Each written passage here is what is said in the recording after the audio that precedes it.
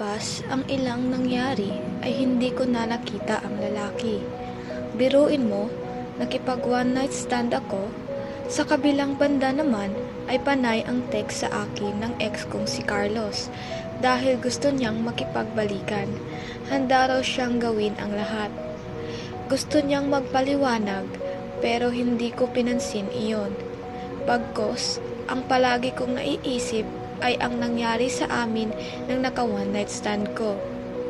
Sa hindi inaasahang pagkakataon, umuwi ako gabing-gabi na dahil kakatapos lang ng duty ko.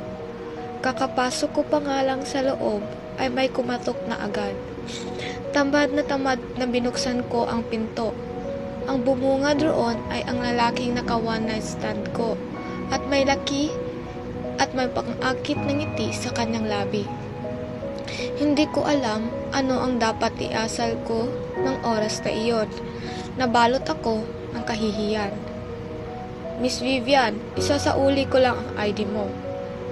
Nang gabing iyon ay nagkwentuhan kaming dalawa. Nagpalitan rin kami ng numero sa telepono at napapadalas ang aming pagkikita. Isang beses pa ay in-upload ko ang picture kasama siya sa aking mga social media platform. Agad na nag-comment ang cheater kong ex na hindi magandang bagay. Kaya pala ayaw kong makipagbalikan ay naghahanap na raw ako ng kapalit. Ayaw kong patulan siya dahil magmumukha lang akong sentimo. Kaya pinilit ko na lamang ang burahin ang picture.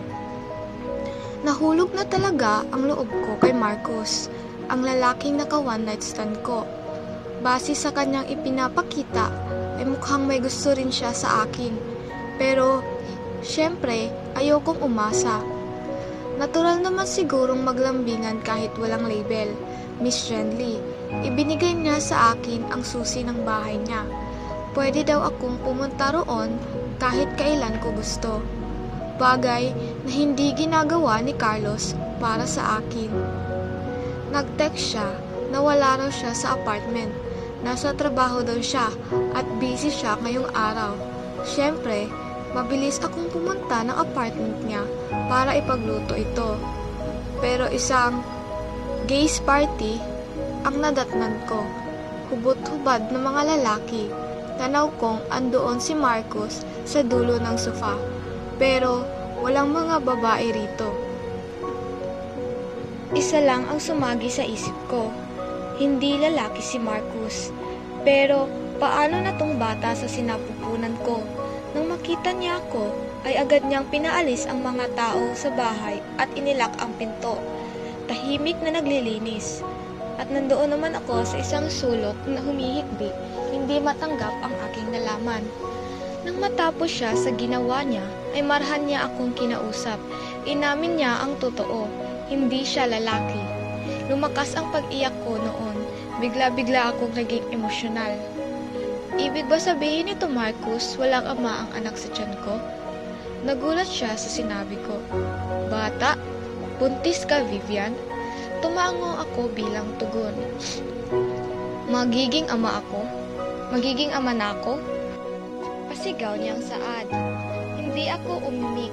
Nag-usap kami ng masinsinan ni Renly.